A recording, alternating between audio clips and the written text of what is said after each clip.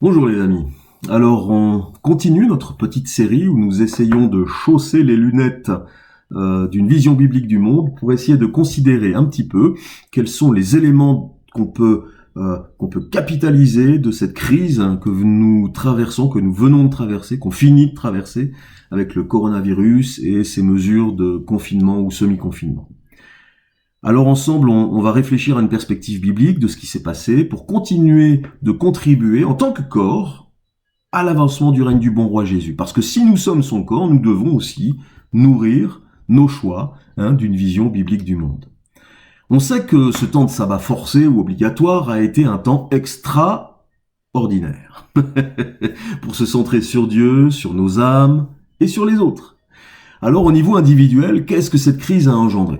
Alors cette crise a produit, pour pas mal de gens, cette prise de conscience brutale que nous sommes fragiles. La vie est fragile. Et la mort, c'est vrai, souvent est considérée comme étant pour les autres, parce que, ça ne nous arrive qu'une fois. Mais quand on voit tout un système, tout le système qui nous entoure, changer sa façon de fonctionner pour éviter la mort, forcément, on peut plus échapper à la question. Alors, assez rapidement viennent les calculs. Est-ce que je suis dans la tranche d'âge à risque? Oui, non, oui, peut-être. Bref, des petits calculs pour se rassurer. À moitié, parce qu'il y a toujours des exceptions. Alors on a peur. Et une réponse biblique inspirée serait pour nous d'offrir nos corps comme des sacrifices vivants. Comme le dit Romains 12, 1 et 2 et Matthieu 8, 35. Avec le principe de bon sens pour un chrétien, c'est-à-dire qu'il faut, c'est vrai, se confier en Dieu, mais continuer aussi d'être sage et responsable dans nos actes. Le semi-confinement, même si on a eu des activités à distance pour la plupart d'entre nous, eh bien, le semi-confinement a changé notre façon de vivre. Et surtout, un des éléments, c'est que nous avons eu un rapport différent avec le temps. Il y a une sorte de temps de sabbat dont je parlais dans la précédente capsule, parce que nous avons eu du temps, beaucoup de temps, parfois même trop de temps pour certains. Et pour ceux dont la vie était rythmée par la montre, ils n'étaient pas habitués. Il a fallu s'interroger sur ce qu'on pouvait faire de tout ce temps. Le fameux métro boulot dodo a tendance à un petit peu anesthésier les grandes remises en question. Mais là, on avait le temps.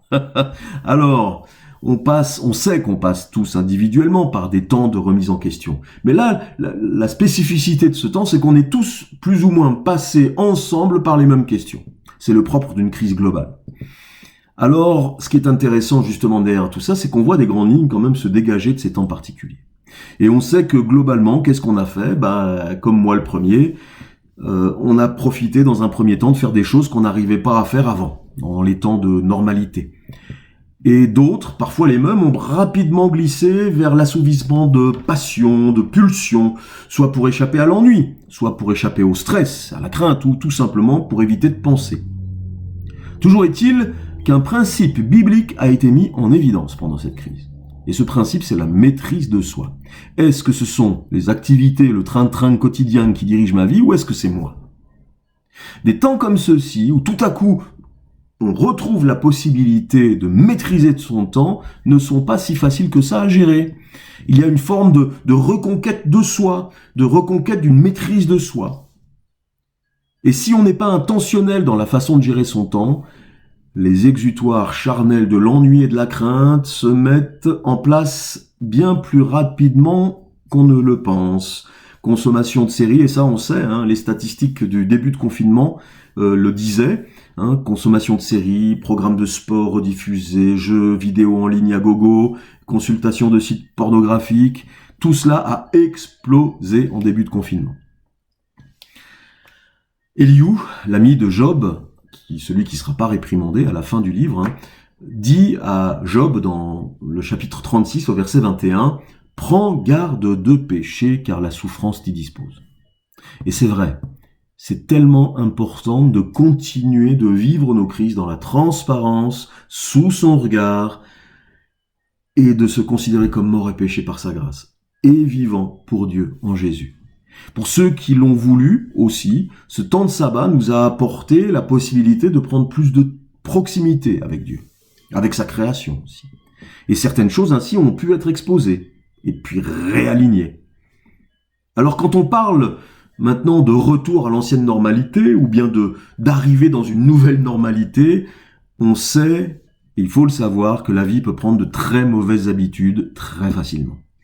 Une chose est sûre, si la normalité est que nous redevenions le centre et l'objectif ultime de nos propres vies, je crains que peu de choses ne se passent et ne changent. Continuons au contraire de vivre nos vies en prenant le temps de Dieu, sabbat de Dieu, pour ne pas de nouveau nous mettre sous le joug du Dieu Chronos, mais de nous examiner sous le regard bienveillant de Dieu, de rester orientés vers plus de son règne.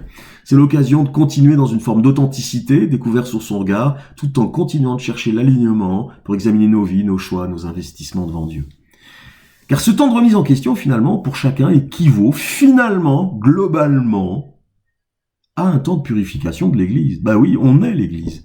Et si chacun d'entre nous cherchons à nous réaligner, nous cherchons à séparer le vrai du faux, le positif du négatif, le juste de l'injuste, eh bien, il y a un temps de purification. Comme Hébreux 12, 26 nous le dit, le monde, et nous avec, est ébranlé afin que subsiste ce qui est inébranlable.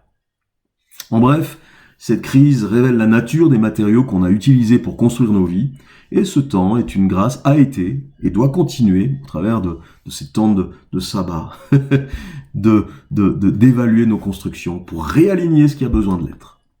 Alors, maintenant, au niveau de la famille, qu'est-ce que nos lunettes bibliques vont nous apprendre du bilan de la crise sur ce domaine de la famille? Premièrement, c'est que ce n'est pas la fin de la famille. La famille est l'institution sur laquelle s'est reposée la société pour accompagner la crise. Alors c'est vrai, il y a eu des souffrances, des dysfonctionnements, avec entre autres des violences conjugales, ou encore des témoignages choquants de parents qui, à la télé, devant leurs enfants, disaient face caméra combien ils souffraient de devoir s'occuper de leurs enfants. Alors c'est vrai, certains parents ont réellement souffert de cela, et ont besoin d'aide. Mais je pense aussi que cela a participé d'une prise de conscience d'un réalignement nécessaire. Et peut-être que ces temps nous ont aussi permis de revenir à une norme que Dieu a posée dans sa parole, c'est que les parents sont responsables et éducateurs de leurs enfants. Et l'école n'est qu'un auxiliaire d'une autorité parentale. Aussi, pour pas mal de familles, le confinement a eu un impact positif. Parce que la famille a pu redevenir un lieu d'éducation, d'instruction, de créativité, d'apprentissage de la vie, de communion, de vivre ensemble, de prière ensemble. Et on le sait, il y a eu beaucoup plus de prières en couple, en famille. On sait qu'il y a eu une consolidation de relations, de l'amour, de la grâce. Et la famille s'est révélée à nouveau comme le meilleur endroit sur Terre pour la construction d'un être humain. Alors comment faire pour que ce confinement qu'on a vécu continue d'avoir un impact positif? Comment continuer de vivre ces impacts positifs dans la famille? Pour qu'elle continue, cette famille, de devenir d'être un lieu privilégié d'éducation, de communion, d'amour, de formation des enfants, mais aussi des papas et des mamans, des époux, des épouses. Eh bien, pourquoi ne pas continuer d'inviter Dieu à inspirer nos vies de famille et nos relations?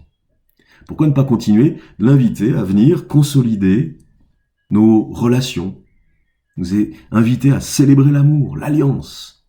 Parce que la famille est une communauté unique qui reflète la nature et le caractère de Dieu, que le monde a besoin de voir. Alors, est-ce que le diktat du temps va continuer d'asservir nos familles en ayant une vie par écran interposée? Non, non. Nous voulons remettre à Dieu cette famille, parce que c'est l'un des enjeux les plus importants de la terre, pour que enfin, dans nos familles, Dieu puisse se sentir à l'aise. Que Dieu vous bénisse. À bientôt.